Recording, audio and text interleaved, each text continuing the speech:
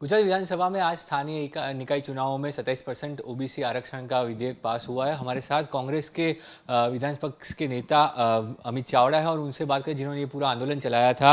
अमित भाई, कांग्रेस ने जमीन पर ये आंदोलन चलाया, पर सरकार कह रही है कि ये सुप्रीम कोर्ट की गाइडलाइन थी, उस मुताबिक ये किया गया था और कांग्रेस के आंदोलन की वजह से ये आरक्षण नहीं मिला। ये आरक्षण सुप्रीम कोर्ट ने कहा था और सरकार की इच्छा थी, सरकार की राजकीय इच्छा शक्ति की वजह से ये बिल पास हुआ है।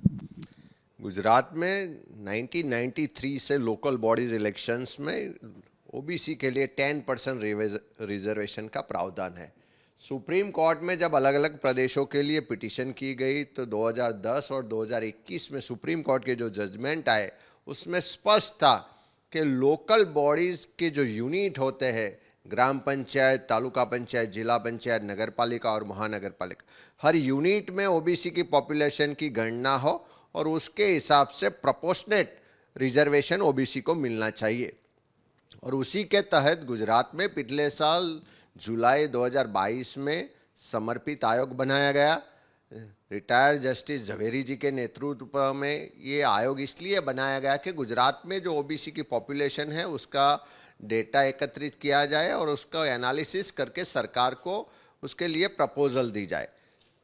समर्पित आयोग ने भी जो प्रपोजल सरकार को रिपोर्ट सबमिट किया उसमें स्पष्ट है कि गुजरात के जो कॉरपोरेशन है, महानगर, उसमें एवरेज 40% पॉपुलेशन ओबीसी की है।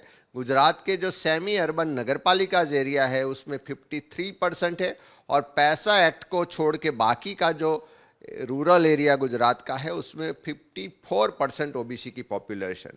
पूरे गुजरात की देखे जाए तो as per government record 52% average OBC population है।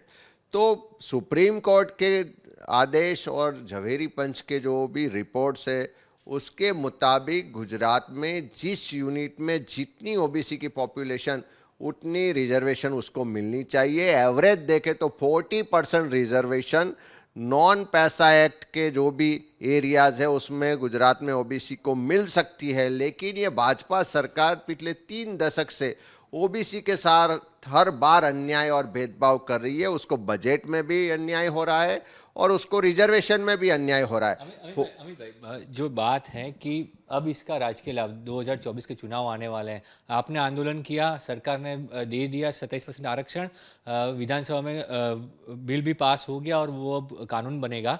बात यह है कि इसका श्रेय किसको जाएगा? ये राजकीय लड़ाई है, वो कौन जीता, बात वो हो रही है। सरकार बोल रही है कि हमने किया, आप बोल रहे हैं आपने किया, तो इसका लाभ सरकार को मिलेगा या कांग्रेस को मिलेगा?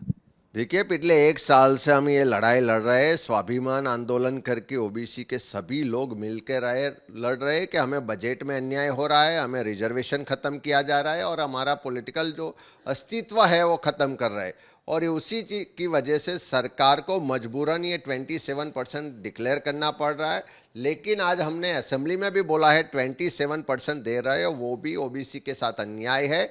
उसको उसकी पॉपुलेशन के हिसाब से 27% से लेके 45% तक मिल सकता है। वो रिजर्वेशन ओबीसी को चाहिए, आपकी कोई दया या भीख नहीं चाहिए।